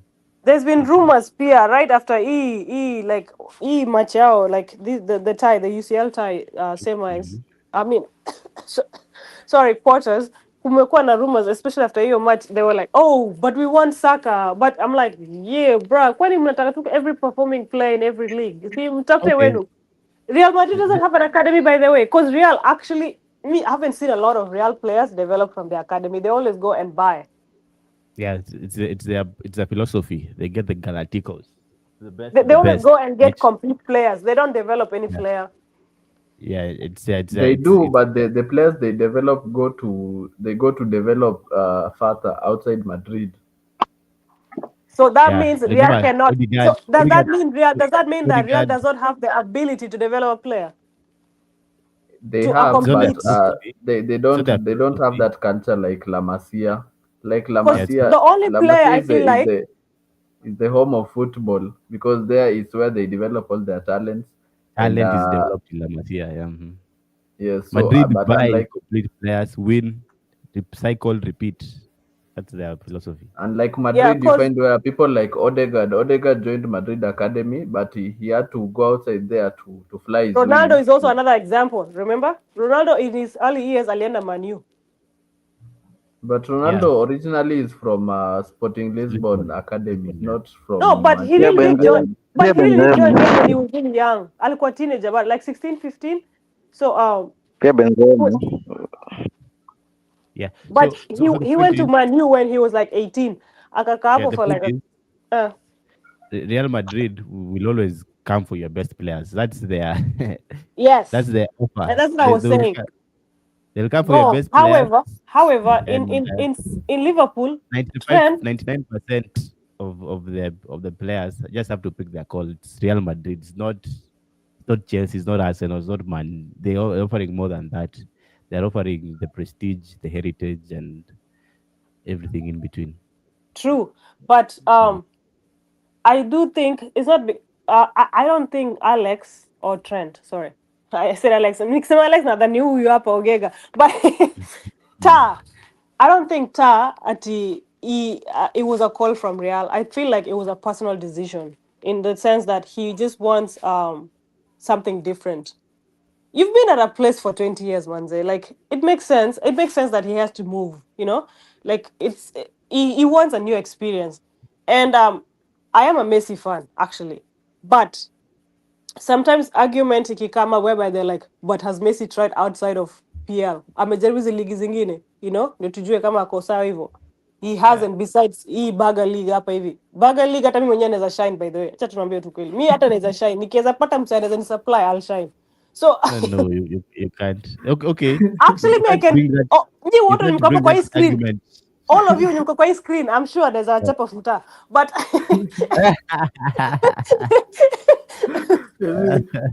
What you assume because you see us in these seats, we haven't played football. We have played Yeah. I mean, football. I Ask know. Mimi Zalendo. najua naweza Ask wachenga. Zalendo. We have played football. Mmecheza sikatai, but yes, I can do it. But then what I can say is But it's you can't put Messi in that conversation. Messi, regardless of him not playing away no, from like I said, Barcelona, I am a Messi fan. Like I'm not a Ronaldo fan, but you can't comparison, put that. the only reason Ronaldo measures up to Messi's Nini is because one, this guy's he's very like this is talent versus hard work. If you guys can see, Ronaldo ajazelewa na talent. This other dude, he only has to do 10%. Ronaldo has to do 110 to match up Messi. Can So I respond to you, Cortez? mm, Uh, I feel like sometimes it's very criminal when I hear people saying that Ronaldo is hard work and Messi is talent. I guarantee you, Cortez, you can't achieve what Messi has achieved without working hard because Yeah, it's there have always been a hard. lot of talents. I don't know whether you have ever watched someone called Quaresma. Quaresma, yeah. Remember? Did you watch Balotelli pia. Quaresma playing? Balotelli. Leave alone even Balotelli. Did you watch Quaresma playing, Cortez? No. Yeah, Quaresma. He was playing You have to for go watch Quaresma. That guy was even Roma. more talented. Have you Anyway, watched somebody I called Ben Arfa or even Adel Tarab? Yeah. no, I Yeah. get your point, Alex. I get your point, but Mm. also like in a what I mean, like you identify your strengths and you work on that. You get like Messi. ali-identify ya kwamba he doesn't have the physicality that Ronaldo has, but he has the flicks, the smarts. Akaamua perfect his art. You get, and people like even like Ronaldinho from way back. Is the years back when we were little kids? Hata tuko tumefika 10. Ronaldinho was talent, but then because he was careless, ama sijui msa analewa anakuja feel kama amelewa. That's why like he ended up retiring earlier than he should have. But talent bila I agree, talent bila kuweka effort. But I wasn't talking in the sense like Ati Messi is not hardworking. I just mean that like talent boosts him. You get like the smarts he has in a boost. All he has to do is like tap into it. Like kubali, okay, I'm talented. Let me just use my power to my strength. That's what I was saying. So like that's when I feel like for Ta to move to Real, it's necessary. It's necessary. I mean, 20 years later, Usha achieve kila kitu. Why are you staying in the same place when you could go and get more exciting experience?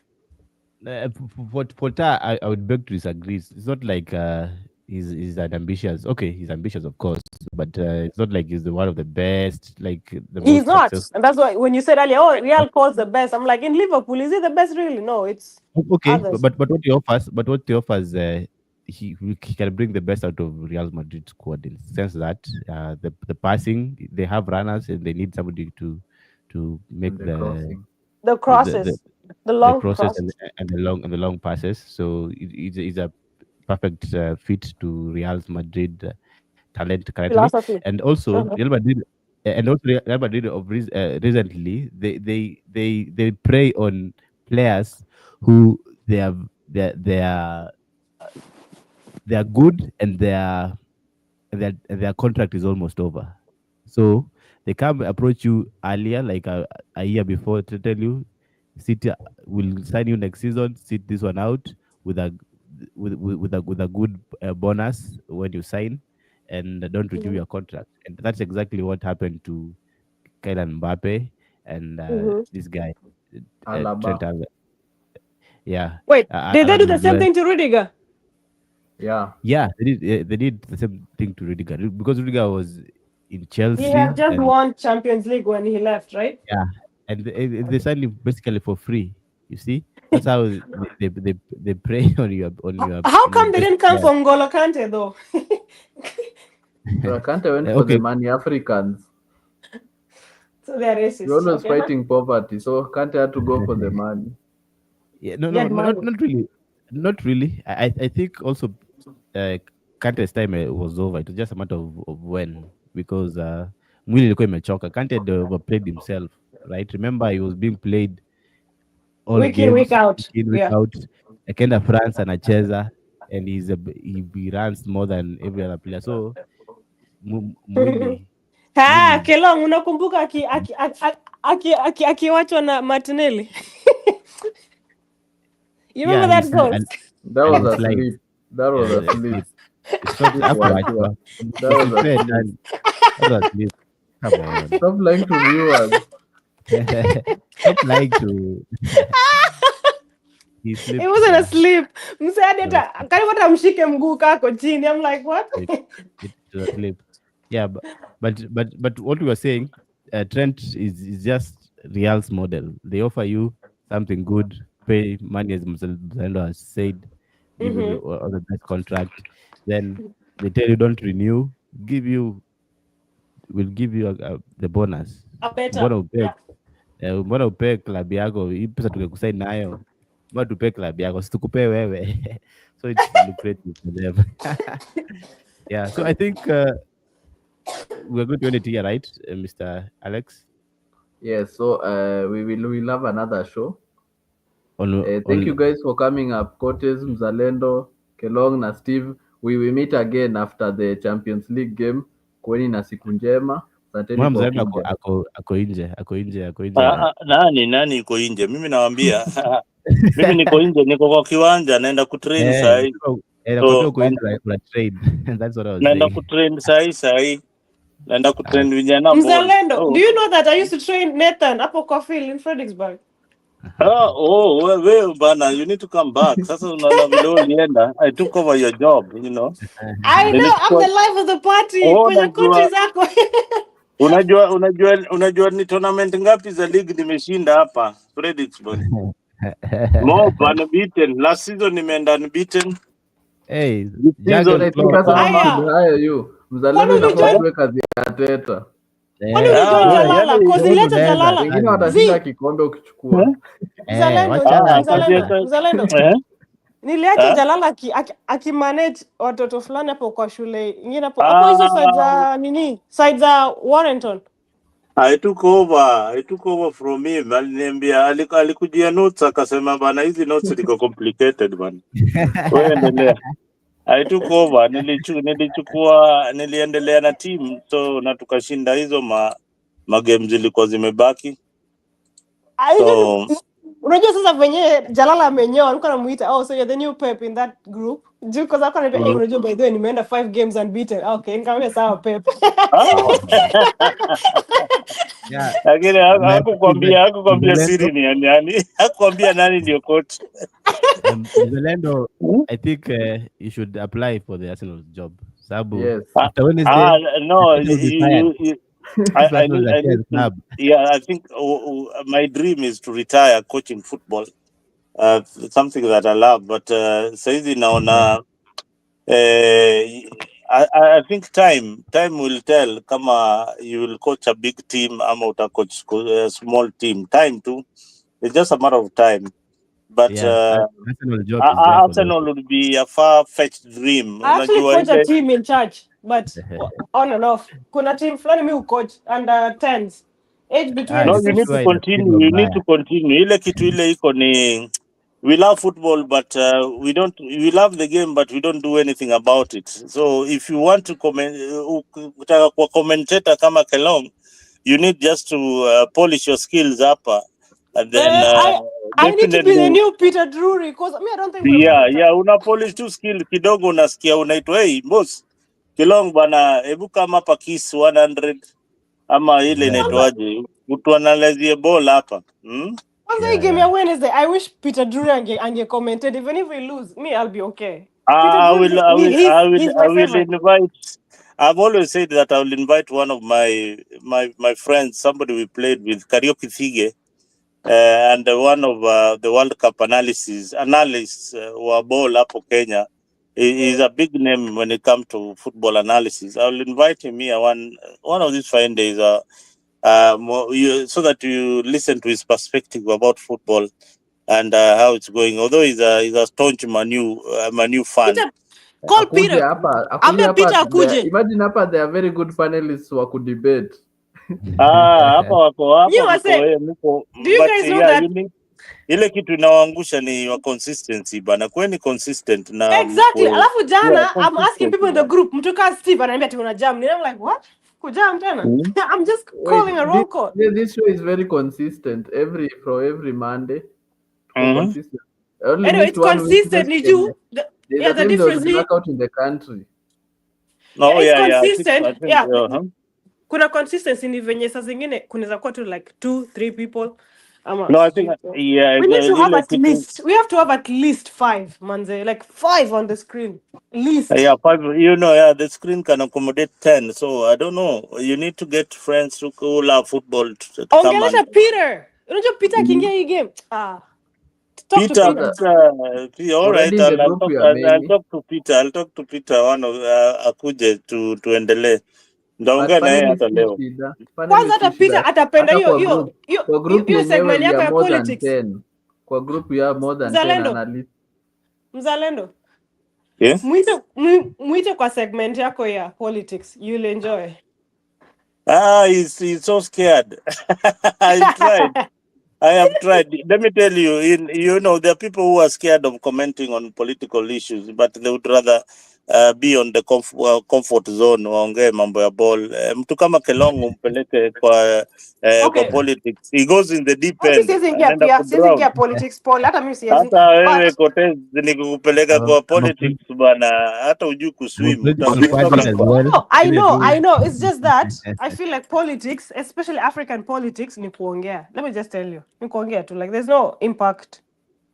Yeah. You see, after football, let me tell you how it affects everything. Our politics affects every other sector. It affects education. It affects sports. It affects every other thing. So if you get it right in politics, then you get it right in every other sector. So the reason why we are struggling in sports is because we don't have a good government that governance.